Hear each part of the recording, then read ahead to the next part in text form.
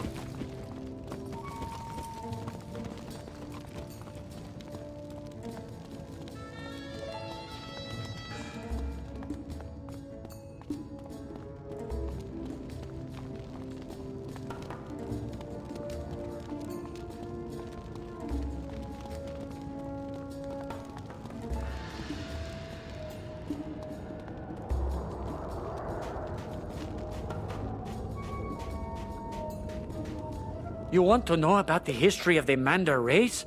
I'm sure you know we have been slaves of Crocs for ages. Curse their proud snouts. We were too weak-minded and the Crocs took advantage of us. But then, when the Crocs were cast into the sleep, we thought we would be free again. Ha! But are we free? Now the Marleybonians have come here, and we are servants again. And they are stealing our history right out from under our very feet. We need to be free from the curse of the Crocs and all these meddlesome Marleybonians. If only we could break this curse that we live under.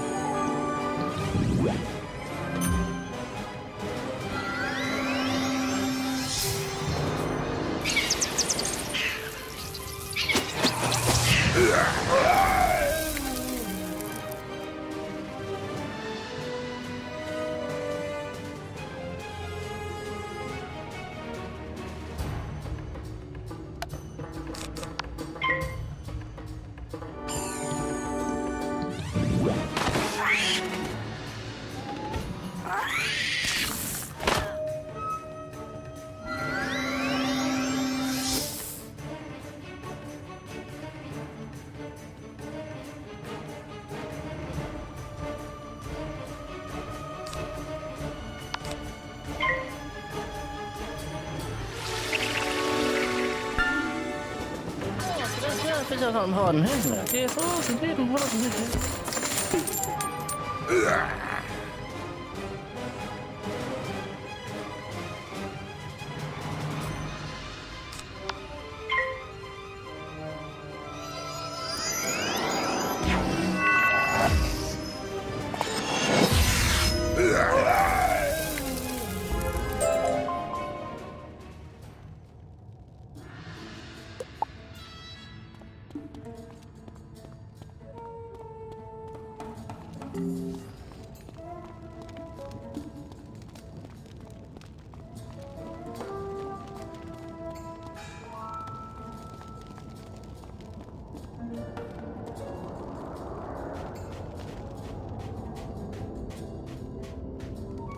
It is done. You have defeated our enemies. I will destroy these colors at once. You are most glorious. My people have been so inspired by your bravery that they have risked themselves to report some dark news. The Nerini champion will command the charmed ones to destroy anything in the touch way. We must remove the charmed slaves as a threat by defeating their master. You must defeat the Nerini champion in his chamber, but you must first get some essence of fire to summon him. Defeat some flame servants to gather the fire essence you will need. Then you will have to enter the chamber and summon him. Go now. The fate of these unlucky charmed is in your hands, wizard.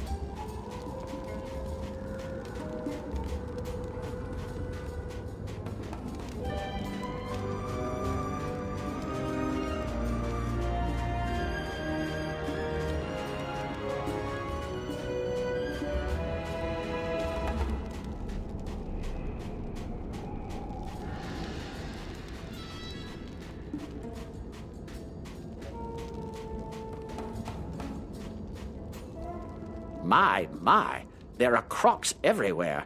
I tried to venture out to find the keystone and ended up running for my life. Tell Malcolm Danforth I don't have the keystone, but I did discover that a piece of it is buried in the dig site at the Royal Hall. Say, could you do us a favor, being a wizard and all? Since we Marleybonians don't use magic, we don't have much effect against those fire servants. We've heard that once you defeat a flame servant, you are left with a small eternal flame.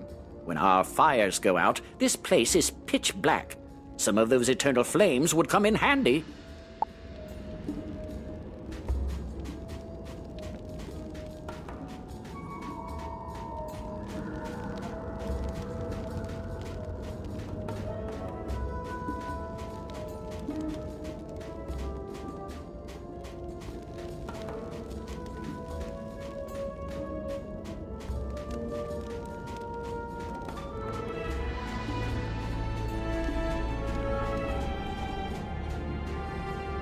Thanks for that. Good show, that Robert.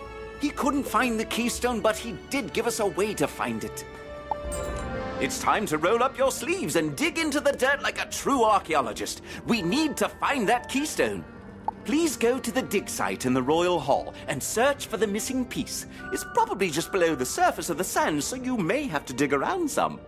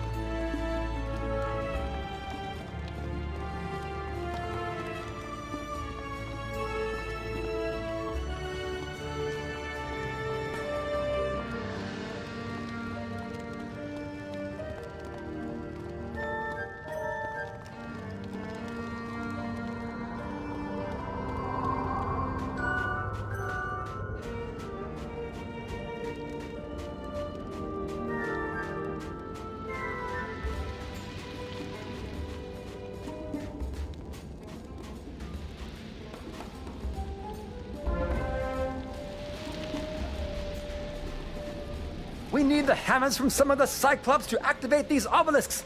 I don't understand the how of it, but they're magically connected.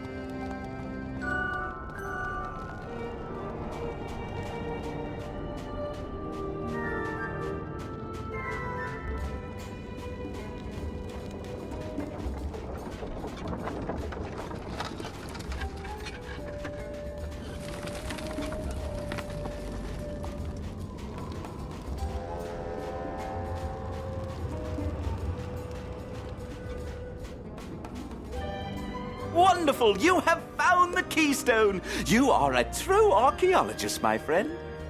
I haven't been twiddling my thumbs either. I learned they divided the keystone into two pieces in order to ensure the safety of the palace. Who knew?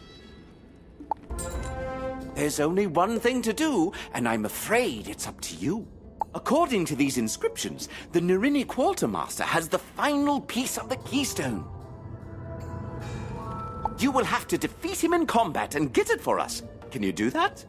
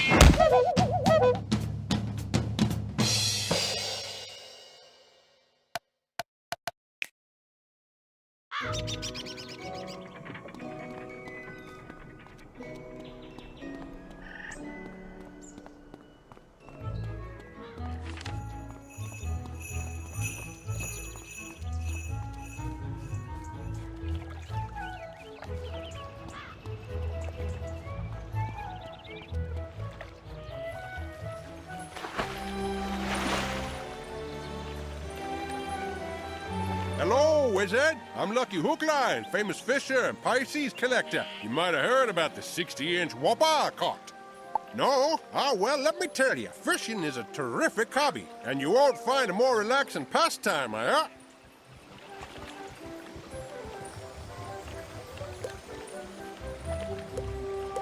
If you like, I can teach you how to cast for fish. Magically, of course. Then you can catch your own whoppers.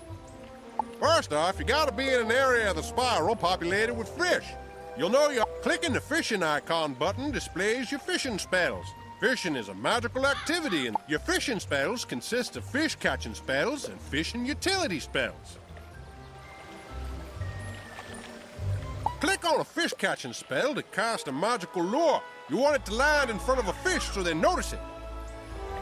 If you don't like where your lure lands, click the cancel spell button to quickly recast the spell. When the magical lure flashes, that means a fish has noticed it and is coming closer to take a nibble. As it nibbles, the lure will rise and fall a bit. The trick is to wait until the lure completely sinks below the water. Then you reel him in. Timing is crucial, so be sure to hit the spacebar quickly to invoke the fish catching spell properly. And so are your spells. Every fish has a magical school type, and fish are more attracted to lures from their same school. When you use a lure correctly, your magic will snare the fish and float it back to you, alright? You'll see the name and size of every fish you catch. Small fries are the tiniest ones, while whoppers are the biggest. Fish are stored in your fish basket. The Angler's Tome has a record of all the fish you ever caught. Click on it to open it. The Angler's Tome will tell you how many of each type you've caught, along with the smallest and largest sizes. Another important tip to know is that every fish you come across responds only to your presence, no matter what. So don't worry about competition, or that other wizards will scare away the fish. You're the only one who can do that. Now that I've explained the basics of our magical fishing, let me give you the Lesser Frost Lure. Go to the water behind old Zeke over there and use the Lesser Frost Lure to catch a frost decoy and a nice cuda.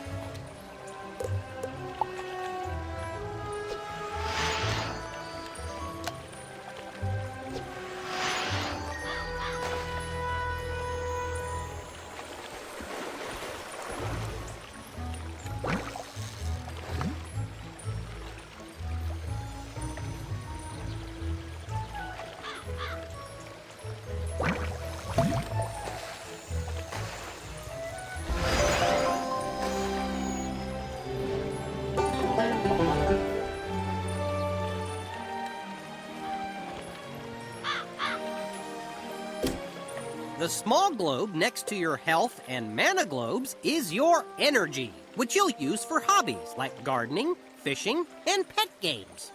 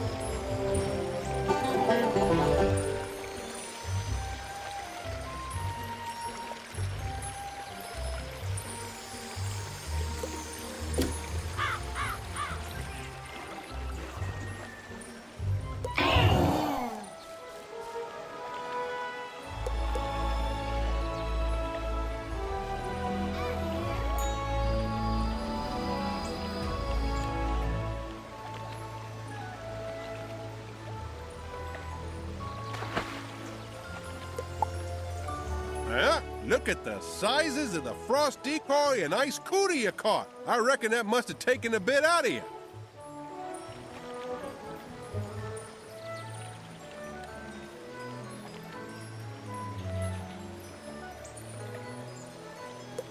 As you may have noticed, fishing costs energy. Never fear, your energy will replenish over time.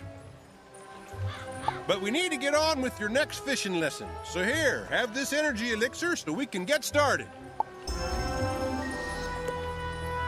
You ready for your next fishing lesson now? Yeah, sounds like someone's hooked on fishing. Let's get started. You're a bright kid, so I'm sure you noticed that the lesser frost lure I gave you is an ice school spell. And you probably also noticed that the frost decoy and the ice cuda are both ice school fish. Ice fish like ice lures. You can catch non-ice fish with your lesser ice lure, but you'll have a better chance if you buy the other school lures. I have lures for each school I can sell you. They're not required, but they will help you with your next objective. Catch one shark spear, a mechanical armor head, a catfish, a garfish, a fish sandwich, a mainstream decoy, and bonefish. Yeah, because I'm nice, I'm not gonna tell you to catch 7 fish and just wish you luck. I'm gonna give you luck.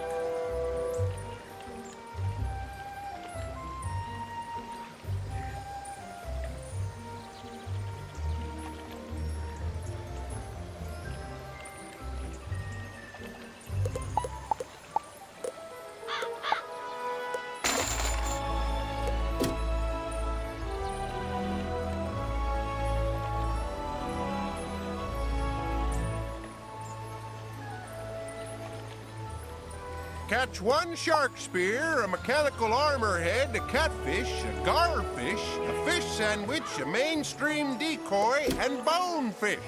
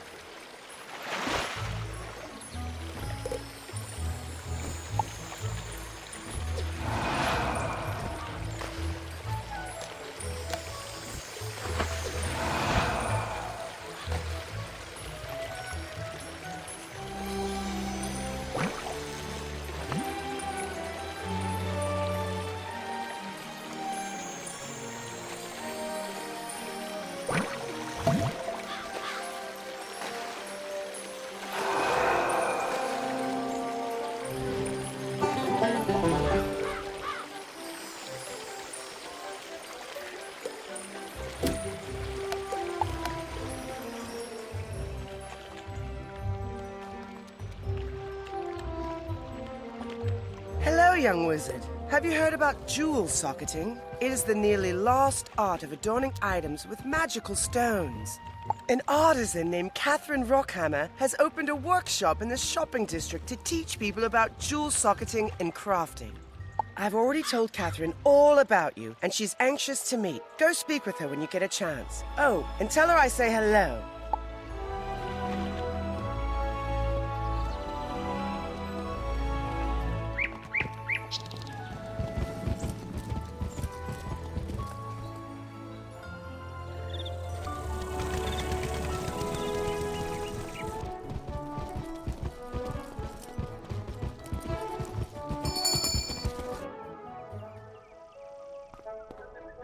Hello, welcome to Rockhammer's Jewel Works, the motherlode of all things jewel crafting and jewel socketing.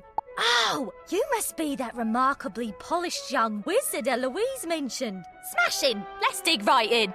Magical jewels are extraordinary crystals you can affix to certain items to infuse them with unique statistical enhancements. We call this jewel socketing. Allow me to demonstrate with this cracked, accurate opal jewel and this athame. We'll start by opening the socketing page of your spellbook. The socketing page is where you'll physically affix your jewels into the special slots, called sockets, on your socketable items.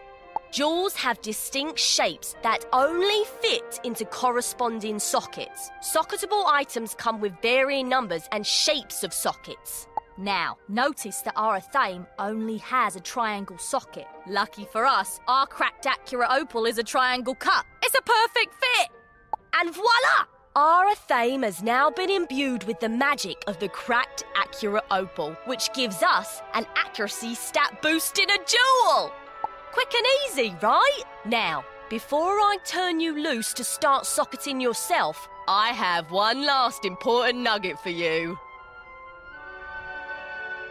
Each jewel can only be placed into a socket once. Although you can remove a jewel from a socket, it shatters the jewel completely. But you can affix a new jewel into that same socket. That way you can continually improve your most useful items. Well, that's the core of jewel socketing. If you ever need a refresher, feel free to reference my jewel socketing tome. And here, take this athame and this opal and give socketing a try yourself. You've seen how easy it is, and you can do it anywhere. Of course, acquiring jewels won't always be this easy. Jewels can certainly be found in treasure troves, lost hoards and so forth, but finding them is extremely rare. However, you can also craft your own jewels. As with any craft, you start with a recipe, which you can buy from a recipe vendor. There are many kinds of jewel crafting recipes, but the basic ingredients are the same. You'll need metal, which you can find throughout the spiral, a gem, which you can find or purchase from a vendor, and a treasure card. And of course, you need a jewel crafting station. When you craft a jewel, there's an element of randomness in the process, and you may get a more or less powerful result. For instance, if you use the same ruby recipe 3 times, you could craft 3 rubies with 3 different damage values. Now, because I want everyone in the spiral to enjoy jewel crafting as much as I do, I'm going to give you a jewel crafting station. All you need now is a jewel crafting recipe. I can't wait to hear about the jewels you craft and socket. Good luck, wizard!